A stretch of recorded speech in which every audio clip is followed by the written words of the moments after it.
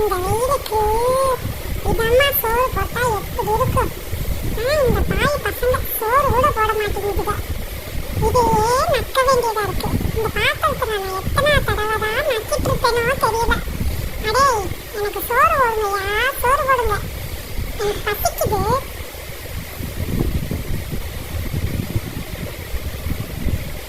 சாமி, இந்த டப்பாவே நான் நக்கு நக்கி முடிச்சிட்டேன். சோறு போடுங்கயா, சோறு போடுங்க. கொஞ்சம் தயவு செய்து எங்களை கண்ணை திறந்து பாருங்களேன். எவ்வளோ நேரம் தான் இந்த பாத்திரத்தை நான் நக்கிறது? தயவு செய்து எனக்கு சோறு போடுங்க.